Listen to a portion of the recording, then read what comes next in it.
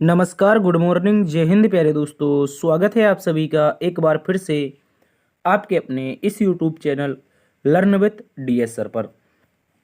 साथियों, आज की इस क्लास में हम आप सभी के लिए लेकर के हाजिर हो चुके हैं एक बार फिर से उत्तर प्रदेश पुलिस री एग्ज़ाम के लिए रीजनिंग का एक बेहतरीन सेशन। प्यारे दोस्तों, आज की इस क्लास में हमारा रीजनिंग का प्रैक्टिस सेट नंबर 53 होगा, यानी कि आज हम रीजनिंग का 53वें नंबर का प्रैक्टिस सेट देख रहे हैं। और इससे पहले कि यदि आपने पिछले 52 पार्ट नहीं देखे हैं तो आप पिछले पार्ट को भी देखिएगा। वहाँ पर भी दोस्तों हमने रीजनिंग को बहुत ही शॉर्ट ट्रिक के माध्यम से करवाया है। इसके अतिरिक्त बात कर लेते हैं आज की इस क्लास के बारे में। तो कुछ इस प्रकार से प्रश्नों का अध्ययन करेंगे, जैसे कि क्वेश्चन नंबर 15 आप सभी के सामने होगा, जिसमें लिखा है कंप्यूटर, मॉनिटर और माउस। यानी कि साथियों 3 शब्द दिए गए हैं और इनमें से हमें सही वेन आरेख ज्ञात करना है। इसके अतिरिक्त हम क्वेश्चन नंबर 14 देखेंगे, जिसमें लिखा है निम्न में से अगली आकृति क्या होगी। प्यारे दोस्तों, ये सीरीज़ का एक अच्छा सा क्वेश्चन है। यहाँ पर आपका जो नॉन वर्बल रीजनिंग होता है, वहाँ पर जो सीरीज़ पूछी जाती है उनमें से हमें ज्ञात करना है कि यहाँ का अगला पद क्या होगा। चलिए दोस्तों, शुरू कर लेते हैं आज की इस प्यारी सी क्लास को। उससे पहले आपको एक जानकारी दे देते हैं साथियों, अपने चैनल पर अभी भी ना सब्सक्राइब करने वालों की जो संख्या है, यानी कि नोट सब्सक्राइब की संख्या 64% है। प्यारे दोस्तों, आप लोग क्लास देखते हैं तो प्लीज़ यार सब्सक्राइब भी कर लीजिए। चलिए हम शुरू करते हैं आज की इस प्यारी सी क्लास को। और एक और इन्फॉर्मेशन, यदि आप लोग इस क्लास का PDF चाहते हैं तो PDF आपको डिस्क्रिप्शन बॉक्स में दिए गए टेलीग्राम ग्रुप के लिंक के माध्यम से मिल जाएगा। ठीक है, आप टेलीग्राम पर ज्वाइन कर लीजिए। DS सर ऑफिशियल नाम से टेलीग्राम है। प्रश्न नंबर 1 का सभी प्यारे साथी उत्तर बताएंगे। कहा गया है दिए गए विकल्पों में से संबंधित शब्द चुनिए। पहला शब्द दिया गया है साथियों मेनू। मेनू का जो संबंध है वो किससे है भाई साहब? भोजन से दिया गया है। किससे? भोजन से। और हमें बताना है प्यारे दोस्तों कैटेलॉग के बारे में। किसके बारे में बताना है? कैटेलॉग के बारे में बताना है। बताओ प्यारे दोस्तों, इसका संबंध किससे होगा? देखो, बात करते हैं मेनू के बारे में। तो ये भोजन की क्या कहते हैं, डायरी होती है जहाँ पर भोजन मिलता है। जैसे कहीं हम होटल पे जाते हैं तो वहाँ पे वो लोग एक कार्ड देते हैं जिसमें भोजन क्रम वाइज रखा होता है, लिखा हुआ कि आपको क्या चाहिए। वहाँ पर एक वेटर आता है, फिर कार्ड देता है, तो उसी कार्ड को हम लोग मेन्यू कहते हैं। उसी प्रकार कैटलॉग की बात करते हैं दोस्तों। जब हम पुस्तक की दुकान पर जाते हैं तो किसी पुस्तक को लेना है, उस पुस्तक भंडार वाला जो हमें कार्ड दिखाता है कि आप कौन सी पुस्तक लेना चाहते हैं, उसे हम लोग कैटलॉग कहते हैं। तो आप यहाँ पर ज्ञात करेंगे कि जो पुस्तक लेने जाते हैं, जो पुस्तकों का भंडार होता है, वो कैटलॉग कहलाता है। इस बात को याद रखेंगे। इसका उत्तर आप लोगों का विकल्प नंबर 1 बन जाएगा। ये सही उत्तर है। ठीक है दोस्तों, अच्छे से याद रखेंगे। देखो, मेनू आपका हो जाएगा भोजन का संग्रह, कह सकते हैं भोजन के प्रकार जहाँ पर लिखे होते हैं मेनू होता है। जहाँ पर पुस्तकों के प्रकार लिखे होते हैं वो कैटलॉग होता है। अगले प्रश्न में आ जाओ। क्वेश्चन नंबर 2 का उत्तर बताइए। ये भी एक सादृश्यता का महत्वपूर्ण प्रश्न है। बोला गया है दिए गए विकल्पों में से संबंधित शब्द चुनिए। तो प्यारे साथियों गौर से देखेंगे, यहाँ पर लिखा गया है 24 और आगे लिखा गया है प्यारे दोस्तों 60 और समानुपात का चिन्ह लगा है, आगे 210 लिखा है और एक में ज्ञात करना है कि क्वेश्चन मार्क के स्थान पर कौन सा नंबर आएगा। चलिए देखते हैं। सबसे पहले तो इन संख्याओं को ऐसा देखा करो कि ये संख्या कोई या तो क्यूब के आसपास होगी या वर्ग के आसपास। तो आप बोलोगे सर बिल्कुल 24 जो है वो 25 के वर्ग के आसपास है और 60 भैया किसके वर्ग के आसपास है? तो आप बोलोगे 8 के वर्ग के आसपास। क्या 210 किसी के वर्ग के आसपास है? आप बोलोगे नहीं सर, 210 तो लग रहा है कि नहीं है किसी के आसपास।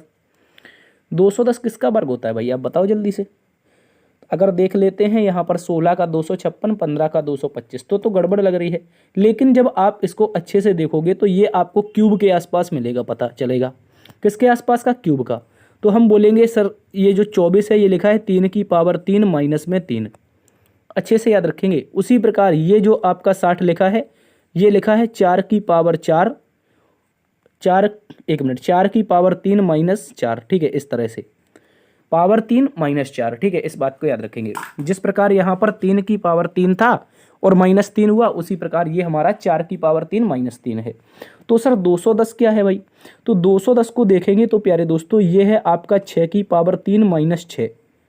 तो अगला वाला देखो 3 के बाद 1 जुड़ करके 4 आया है ना, 1 जुड़ करके। उसी प्रकार 6 में 1 जुड़ करके क्या आ जाएगा? 7 आ जाएगा। तो भैया ये होगा 7⁻³ माइनस का 7। 7⁻³ कितना होता है भैया? 7 का क्यूब होता है 343। और जब 343 में 7 घट जाएगा तो आप बोलेंगे सर 336। क्या होगा? 336 होगा। इस बात को याद रखेंगे। 336 हमें विकल्प नंबर 3 में दिया है। प्रश्न नंबर 2 का उत्तर विकल्प नंबर 3 हो जाएगा। अच्छे से देख लेंगे। यहाँ पर 3⁻³ था माइनस का, यहाँ पर 4⁻4 माइनस का, और ये दोस्तों 6⁻3 माइनस का, ठीक है। और यहाँ पर 7⁻3 माइनस का 7, ठीक है। इस तरह से देखते जाएंगे। आप लोगों का उत्तर आ जाएगा 336। चूंकि 7 की क्यूब अभी बताया क्या होता है भैया? 343। 7 घटाओगे 336। अगले प्रश्न में आ जाओ। अगला प्रश्न सीरीज का एक महत्वपूर्ण क्वेश्चन है। अक्षर श्रृंखला दी गई है। कह रहा है एक अनुक्रम दिया है जिसमें एक पद लुप्त है। 4 दिए गए विकल्पों में से वह विकल्प चुनिए जो अनुक्रम को पूरा करेगा। भैया आप लोग गौर से देखेंगे। सबसे पहले है W, उसके बाद में Y है, आगे हमारे पास V है, उसके बाद में एक बॉक्स है। क्या है भैया? आप बोलोगे सर बॉक्स है। इसके बाद में क्या है? तो आप कहोगे सर I है। I के साथ साथ में हमारे पास K भी है, K के साथ साथ में H भी है। उसके बाद में फिर से यानी कि कोमा लगा है, फिर क्या है? B है, उसके बाद में D है, फिर A है। तो साथियों इस सीरीज में तो हमने आपको बताया है कि सर अगर आप पहले का संबंध पहले से निकाल लोगे पता चल जाएगा। कैसे? मैं कह रहा हूँ W हमारा 23 पर होता है, ठीक है। I हमारा 9 पर होता है और B हमारा 2 पर होता है। लेकिन सर हम कैसे निकालें? क्योंकि यहाँ पर तो लिफ्ट हो गया, गड़बड़ हो गया, गायब है। तो हम पीछे देख लेते हैं। क्या ये लॉजिक का अंतर पता चलेगा? आप कहोगे 9 में से अगर हम पीछे जाएंगे, चूंकि घट रहे हैं, तो आप बोलोगे माइनस का 7 हो रहा है। तो हम क्यों ना 23 में भी अपना माइनस का ही 7 कर दें। 23 में माइनस का 7 करेंगे तो प्यारे दोस्तों क्या बचेगा? 16। और 16 पर आता है P। और प्यारे दोस्तों यहाँ से देखो, क्या 16 से भी माइनस का 7 हुआ है? आप बोलोगे 16 9 7 16 होता है। हाँ भैया बिल्कुल माइनस का 7 हुआ है। अर्थात पहले का संबंध जब पहले से बनेगा तो यहाँ पर शुरुआत में P आएगा। अब देख लो, यहाँ पर 23, फिर 16, फिर 9, फिर 2, यानी कि हर बार में क्या हुआ है? माइनस का 7 हुआ है। इसके बाद दूसरे का दूसरे से देखते हैं। लेकिन उससे पहले हम देखें तो हमें पता चलेगा कि एकमात्र विकल्प है जिसकी शुरुआत P से हो रही है। आप चाहो तो आगे चेक नहीं भी कर सकते हो, लेकिन अब हम आपको करवा देते हैं पूरा। Y होता है हम लोगों का 25 पर, Y 25 पर होता है, और K हमारा 11 पर है, और B हमारे पास कितने पर है? तो बोलेंगे 4 पर। कितने पर साथियों? 4 पर। तो 11 में से यहाँ पर भी हमारा 7 चला जाएगा, ठीक है। और यहाँ भी 25 में से 7 जाएगा तो 18 बचेगा। क्या बचेगा साथियों? याद रखेंगे, यहाँ पर 25 में से 7 जाएगा 18, 18 पर होता है R। तो देखो P के बाद R ऑप्शन नंबर 3 में दिया है। और 18 में से यहाँ पर 7 चला जाएगा, यहाँ पर 7 चला जाएगा तो K बचेगा। जिस प्रकार यहाँ से 25 में से हमारा 7 गया था। अब बस वही लॉजिक है भैया। आगे B में से 22 है, 22 में से 7 घटा दोगे तो 15 बच जाएगा। 15 पर होता है O।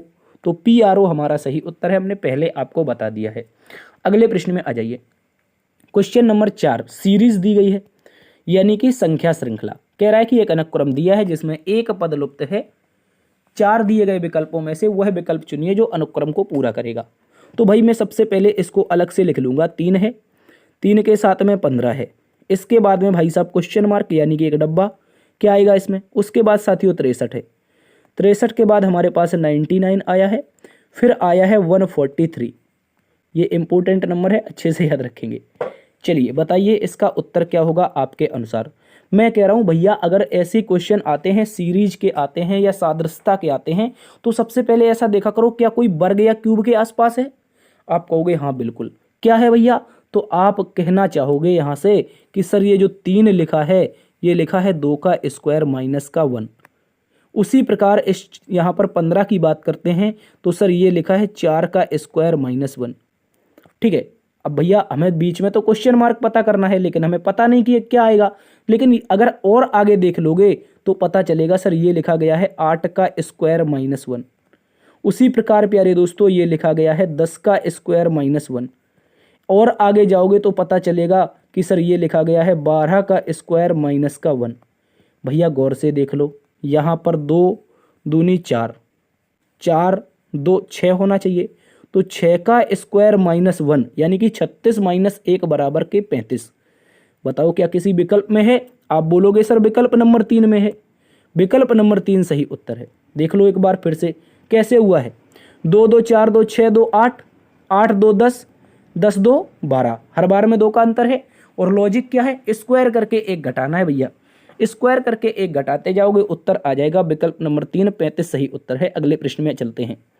क्वेश्चन नंबर 5 कैलेंडर का एक महत्वपूर्ण प्रश्न बोला गया है, यदि 9 जनवरी 2066 को सोमवार है, भैया देख लो 2066 की बात हो रही है, अभी हम कहाँ पर हैं 24 में, देखो भैया 42 साल पीछे चल रहे हैं। कह रहा कि 9 जनवरी 2066 को सोमवार है, तो 9 जनवरी 2065 को सप्ताह का कौन सा दिन होगा, आप बताएंगे जल्दी से या फिर मैं बता दूं? तो देखो प्यारे दोस्तों गौर से समझेंगे, पहले तो तारीख दी गई है 9 जनवरी, क्या दी गई है 9 जनवरी, समय जो है वो क्या है 2066 यानी कि 2066। भैया 2066 में पढ़ाएंगे हम तुम्हारे नाती बच्चों को, ठीक है, 2066 है और क्या बोला है सोमवार है, ठीक है सोमवार है। और उसके बाद आपसे पूछा क्या गया है भैया, आपसे पूछा गया है कि 9 जनवरी, क्या पूछा है 9 जनवरी 2065। भैया कैलेंडर में पीछे बुला रहा है, एक साल पीछे आ जाओ, ज़्यादा निकल गई लगता है, बताओ इसका दिन क्या होगा।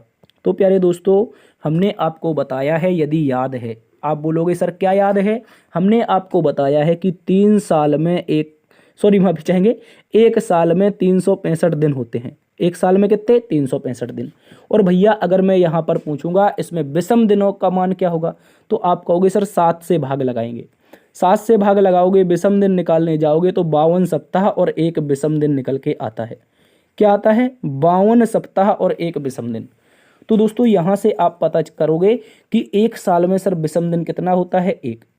तो गौर से समझो भैया 65 है और अगला वाला जस्ट 66, एक ही साल की तो बात हो रही है। और ये भी 9 जनवरी, ये भी 9 जनवरी, अर्थात अगर यहाँ पर 2066 को सोमवार है और ये एक विषम दिन है, तो भैया पीछे है तो आना है कैलेंडर में, तो ये एक विषम दिन इसमें से घटा देंगे। सोमवार में से जैसे ही आप एक घटाओगे प्यारे दोस्तों रविवार आ जाएगा, क्या आ जाएगा रविवार। और रविवार दे रखा है विकल्प नंबर 2 में। बताइए समझ में आया, जल्दी से बताओ, खेला हो गया बाबू, कैसे हुआ है गौर से समझो। मैंने कहा मुझे 9 जनवरी 2066 का दिन पता है सोमवार, आप कहोगे बिल्कुल सही बात है, और 9 जनवरी 2065 की बात कर रहा है, यानी कि जस्ट एक साल पीछे की बात कर रहा है। और मैंने कहा सर एक साल में जो विषम दिन होते हैं 365, तो जब जस्ट एक साल पीछे जाएंगे अर्थात 365 दिन पीछे जाएंगे, और 365 दिन पीछे जाएंगे तो हम यहाँ से विषम दिन निकाल लेंगे 365 का 7 से भाग लगा के, और जब विषम दिन निकालेंगे तो एक आएगा। और भैया पीछे ही तो आना है कैलेंडर में, आगे तो जाना नहीं, तो 66 से जब 65 आएंगे तो सोमवार से एक घट करके दिन आ जाएगा रविवार। आई होप समझ गए होंगे। अगले प्रश्न में आ जाओ। क्वेश्चन नंबर 6 कोडिंग डिकोडिंग का महत्वपूर्ण प्रश्न। प्यारे साथियों बोला गया है यदि एक कूट भाषा में पेन को NZO लिखा जाता है, क्या लिखा जाता है PEN है हमारे पास, क्या है भैया आप बोलोगे PEN, लिखा क्या जाता है इसको N, उसके बाद में Z फिर O। इसके बाद देखो, इसके बाद बोला है बार्क BARK, क्या है BARK, इसको लिखा जाता है CTS, क्या बोला है साथियों अच्छे से याद रखेंगे, एक मिनट यार, CTS और L। कोडिंग बतानी हमें प्रैंक की, PRA और उसके बाद में N और K। बता दो साथियों क्या होगा इसका सही जवाब। आप गौर से देखो, P के सामने N है, E के सामने Z है, N के सामने O है, उसी प्रकार B के सामने C है, A के सामने T है, R के सामने S है, K के सामने L है। तो भैया प्रैंक का कोड बताना है, इसका कोड। तो आप बोलोगे P के सामने क्या था दादा, आप कहोगे सर अभी देख के आए थे P के सामने क्या था N था, तो शुरुआत N से होगी, विकल्प नंबर 2 गलत हो जाएगा। इसके बाद देखो भैया किसके सामने, R के सामने, R के सामने कहीं देखा था, तो आप कहोगे सर R के सामने हमने S को देखा था, किसको देखा था, आप कहोगे सर हमने S को देखा था, तो N के बाद S होना चाहिए, तो यहाँ पर तो Z दे रखा है और यहाँ पर T दे रखा है, तो ये पहला चौथा गलत होकर के बचा केवल और केवल विकल्प नंबर 3। आप कह सकते हो कि इसका उत्तर क्या है विकल्प नंबर 3। अभी भी नहीं समझ में आया तो और आगे देख लो, कैसे देखना है भाई, A के सामने क्या लिखेंगे, A के सामने हम T लिखेंगे, क्योंकि यहाँ पर T है तो जल्दी से लिख दो T। और उसके बाद N के सामने क्या लिखेंगे, O लिखेंगे, तो N के सामने O लिख दो। K के सामने क्या लिखेंगे, L लिखेंगे, तो इसके सामने L लिख दो। NSTOL आप सभी का सही उत्तर है, इस बात को याद रखेंगे, विकल्प नंबर 3। अगले प्रश्न में आ जाइए। क्वेश्चन नंबर 7 एक महत्वपूर्ण प्रश्न है। प्यारे साथियों यहाँ पर बोला गया है यदि शब्द सिविलाइजेशन के बाएं छोर से शुरू होने वाले प्रत्येक दूसरे को छोटे अक्षरों में लिखा जाता है, प्रत्येक दूसरे अक्षर को भैया छोटे अक्षर में लिख रहे हैं और उसके बाद में क्या बोल रहा है, उसके बाद में बोल रहा है शेष सभी को बड़े अक्षरों में लिखा जाता है। इस प्रकार गठित नया शब्द व्युत्क्रम में व्यवस्थित होता है। जो भी बन रहा है उसको व्युत्क्रम कर देना है। तो कौन सा अक्षर दाएं से सातवें के बाएं तीसरा होगा? भैया कोई बात नहीं टेंशन वाली, बिल्कुल से देख लो। हम लिख देते हैं सबसे पहले सिविलाइजेशन, SIVI, उसके बाद में क्या होगा LI, ठीक है, SIVILI ZA के बाद TION, ये रहा हमारा सिविलाइजेशन। भैया जब ये सिविलाइजेशन रहा तो उसने बोल दिया है कि बाएं छोर से, अर्थात सबसे पहले याद रखो बाएं छोर ये वाला होता है जबकि दाएं छोर ये वाला होता है। ये दोनों बातें याद रखनी है, लगभग हर क्लास में हम आपको बताते हैं। अब वो कह रहा है बाएं छोर से शुरू होने वाले प्रत्येक दूसरे अक्षर को छोटा लिख दो, अर्थात पहला छोड़ दो, दूसरा छोटा, तीसरा छोड़ दो, चौथा छोटा, यानी कि हर दूसरा करना है, प्रत्येक दूसरा अक्षर छोटा। उसके बाद में L को छोड़ करके फिर से I छोटा, Z को छोड़ करके A हमारा छोटा आएगा, ठीक है, A छोटा, T को छोड़ करके फिर से I छोटा, O को छोड़ करके N हमारा छोटा, इस तरह से। और अब कह रहा है कि जो भी नया शब्द बन रहा है उसको व्युत्क्रम में व्यवस्थित करो। अब ये जो भी बना है इसको व्युत्क्रम कर दो, अर्थात N, एक मिनट, छोटा n बनाना है ना, क्या बनाना है, छोटा n, तो n के बाद में बड़ा सा O हो जाएगा, उसके बाद में I, फिर हो जाएगा T, ठीक है, T, उसके बाद में A के बाद में बड़ा सा Z, उसके बाद में I छोटा, उसके बाद में बड़ा L, फिर I छोटा, फिर V, फिर I छोटा, फिर C, इस तरह से बनेगा। अब दोस्तों बोल रहा है कि कौन सा अक्षर दाएं से सातवां, अर्थात दाएं दिशा कौन सी है, ये वाली दिशा, दाएं से सातवें के बाएं तीसरा। भैया दाएं से सातवां अर्थात राइट से सेवन बताना है ना, राइट से 7, और उसके बाद लेफ्ट से 3rd, इन दोनों को बताना है। देखो अपोजिट आए हैं, पहले को पकड़ करके दोनों को जोड़ दो। राइट से 10वां बताना है, कहाँ से, राइट से साथियों 10वां, और राइट से 10वां गिनने जाओगे तो पहला, दूसरा, तीसरा, चौथा, 5वां, 6वां, 7वां, 8वां, 9वां और 10वां। देखो ये छोटू सा आई दिख रहा है, ये आई बनेगा प्यारे दोस्तों, विकल्प नंबर 4 में है। विकल्प नंबर 4 इस प्रश्न का एकदम सही जवाब होगा, इस बात को याद रखेंगे। अगले प्रश्न में आ जाओ। क्वेश्चन नंबर 8, एक और वर्णमाला का बेहतरीन सा प्रश्न बोला गया है साथियों, कौन सा अक्षर अंग्रेजी वर्णमाला श्रृंखला में दाईं ओर से 17वें के बाईं ओर 6वां होगा? भैया ये तो साधारण सा क्वेश्चन है। कह रहा है अंग्रेजी वर्णमाला कैसी होती है, ए से लेकर के जेड तक होती है। यहाँ पर हमारी बाएं दिशा अर्थात लेफ्ट होती है, और यहाँ पर राइट दिशा यानी कि दाएं होती है। लेफ्ट, बाएं, राइट, दाएं। तो हम कैसे लिखते हैं अंग्रेजी वर्णमाला, बाएं से दाएं लिखते हैं ना, बाएं से दाएं ही तो लिखा है, ए से जेड। आप बोलोगे बिल्कुल सही बात है, लेकिन उसने प्रश्न में पूछा है कि दाईं ओर से 17वां अर्थात राइट हैंड से 17 के बाईं ओर 6 अर्थात लेफ्ट हैंड पर 6, ये बताना है। तो भैया अभी देख लो अपोजिट आए हैं, मैंने बताया है कि राइट राइट आए, लेफ्ट लेफ्ट आए, यानी एक जैसे घटते हैं। और जब उल्टे आ जाते हैं, लेफ्ट राइट या राइट लेफ्ट, ये दोनों कैसे हो जाते हैं, जुड़ जाते हैं।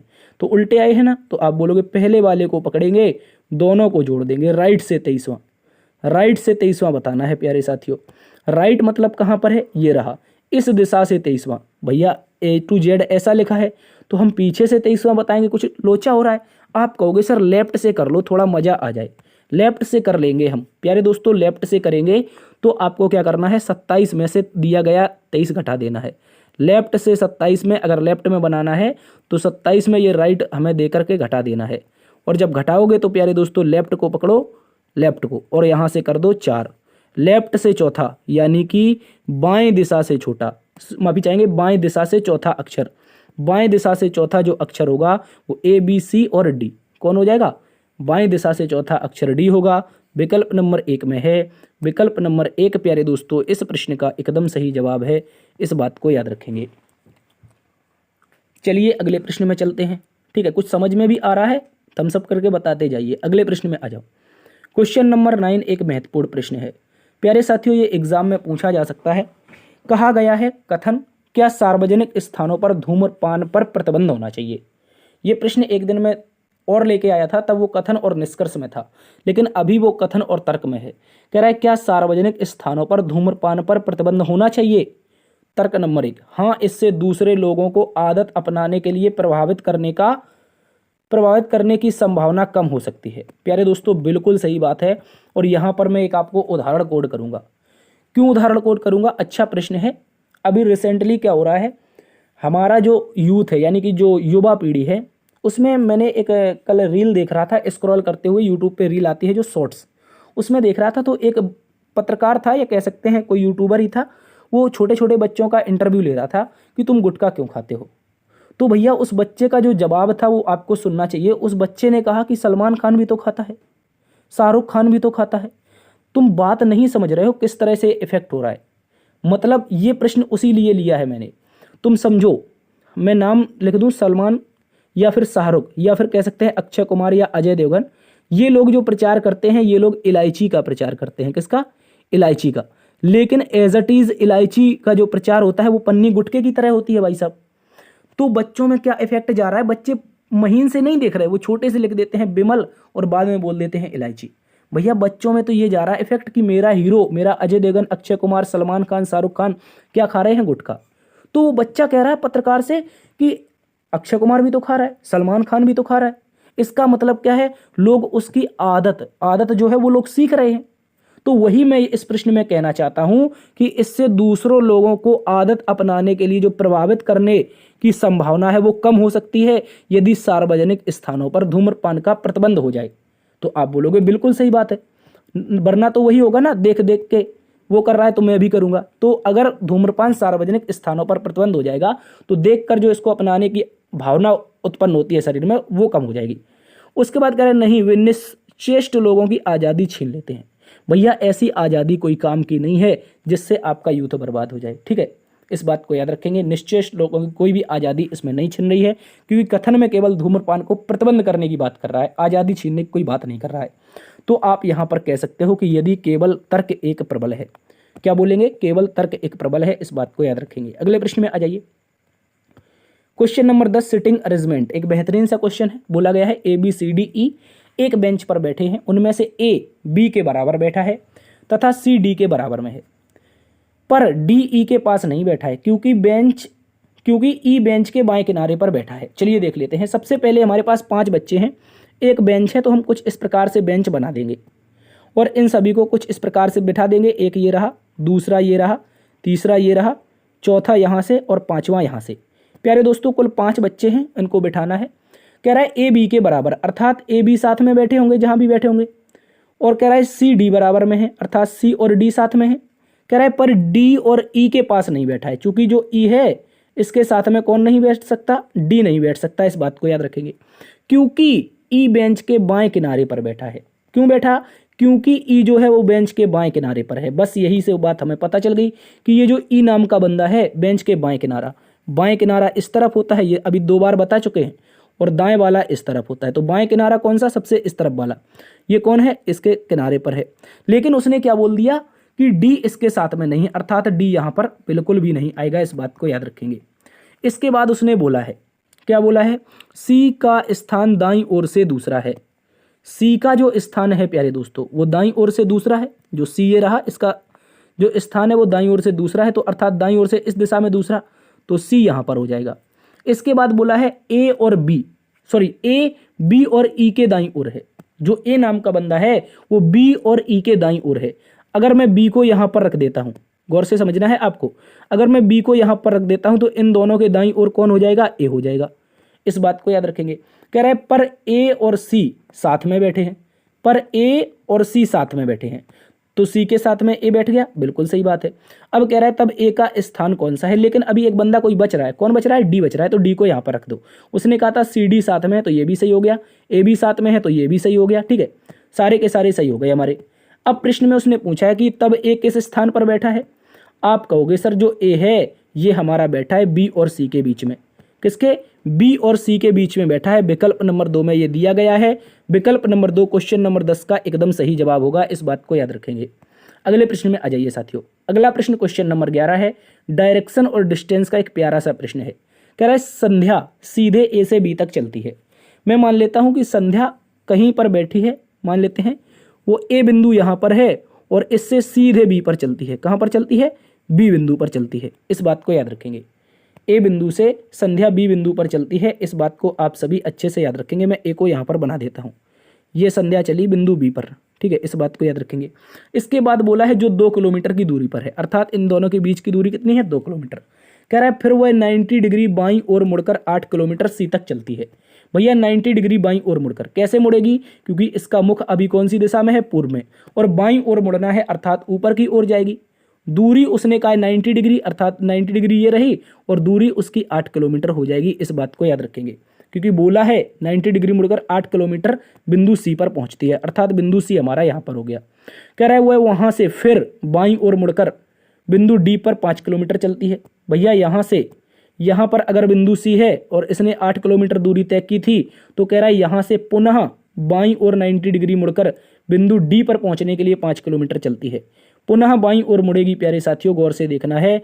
इसकी जो दूरी होगी वो कितनी हो जाएगी? 5 किलोमीटर। ठीक है, इस बात को याद रखेंगे। और कहाँ पर पहुंच गई? बिंदु डी पर पहुंच गई। अब कह रहा है फिर वहां से वह 90 डिग्री बाएं मुड़कर 8 किलोमीटर तक चलती है। क्या बोला है? कि फिर वहां से वह 90 डिग्री बाईं ओर मुड़कर 8 किलोमीटर बिंदु ई पर पहुंचती है। तो अर्थात यहां से जब वो बिंदु ई पर आएगी तो वो कुछ इस तरीके से आएगी। गौर से समझना है आप लोगों को। इस तरीके से आएगी, 8 किलोमीटर की दूरी तय करेगी। कितनी? 8 किलोमीटर की दूरी, और बिंदु ई पर पहुंच जाएगी यहाँ पर। ठीक है, यहाँ पर पहुंच जाएगी। इस बात को याद रखेंगे। अब देखो साथियों, अब प्रश्न आपको यहीं से समझना है। कह रहा है तो ए और ई के बीच की दूरी कितनी है? भैया ए ये रहा, ई ये रहा, अर्थात इन दोनों के बीच की दूरी, इन दोनों के बीच की दूरी कौन सी वाली? ये वाली दूरी।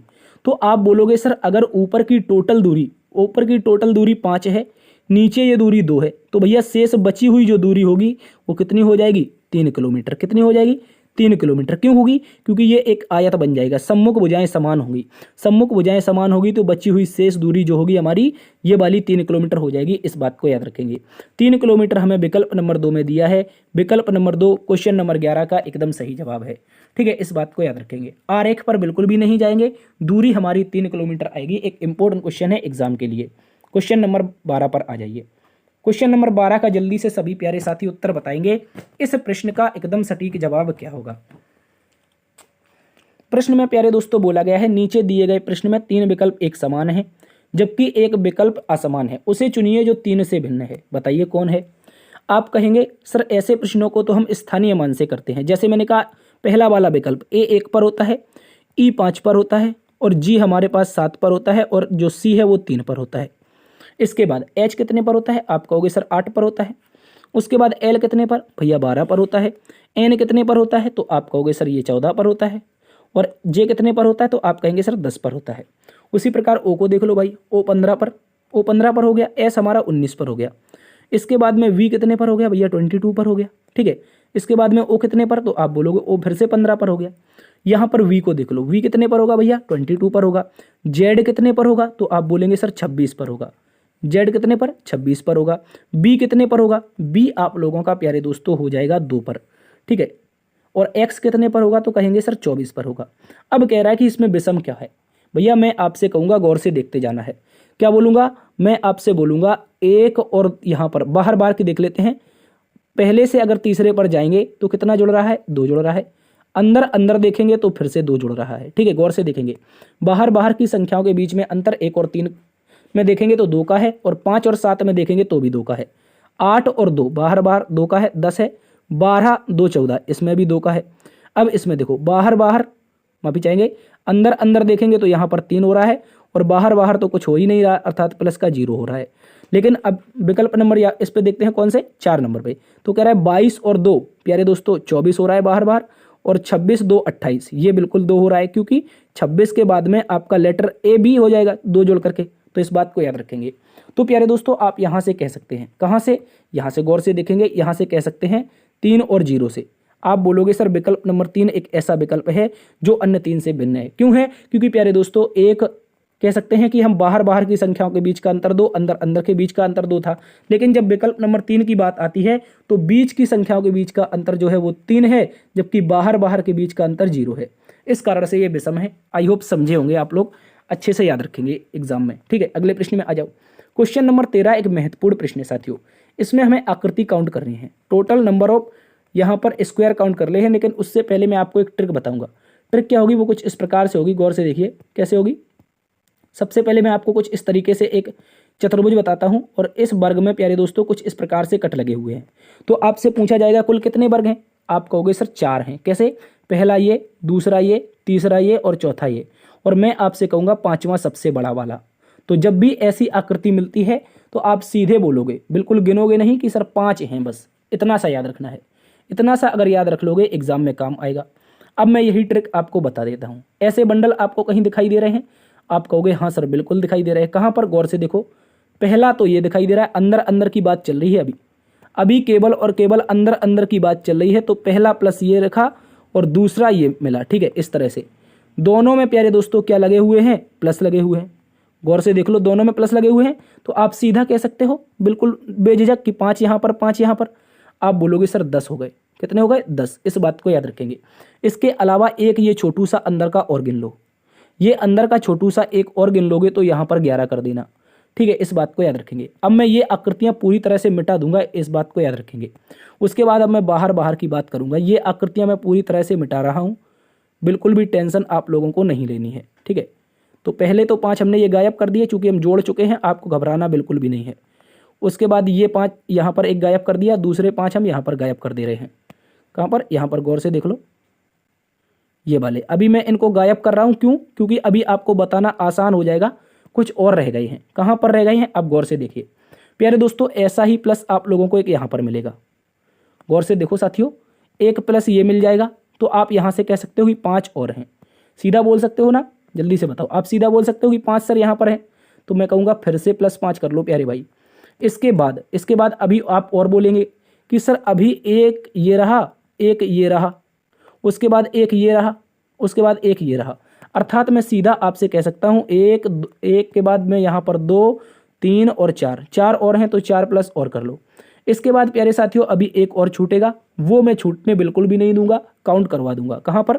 ये वाला एक और काउंट हो जाएगा। भैया जब ये वाला एक और काउंट हो जाएगा तो एक प्लस और यहाँ पर करना पड़ेगा। अब सभी को जोड़ लो, जो भी बचा है यहाँ पर इन सभी को जोड़ लो। तो आप बोलोगे सर 10 के बाद में एक 11। गौर से देखेंगे, 10 के बाद में एक 11, 11 5 16, 16 4 20, एक 21।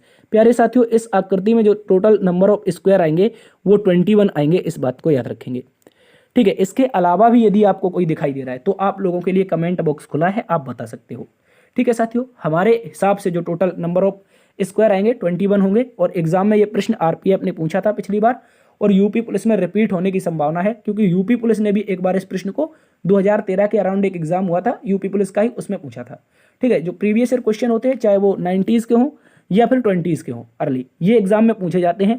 प्यारे दोस्तों इस बात को याद रखेंगे। आप ये बिल्कुल ना सोचें कि लेटेस्ट क्वेश्चन ही पूछे जाते हैं। भैया अभी कई एग्जाम ऐसे गवाही हैं, मैं तो यार रीजनिंग करवाता हूँ, मेरे पास कह सकते हैं बहुत सारी किताबें हैं जिनमें कई 1992 या 2022 ऐसे क्वेश्चन रिपीट होते हैं, ठीक है।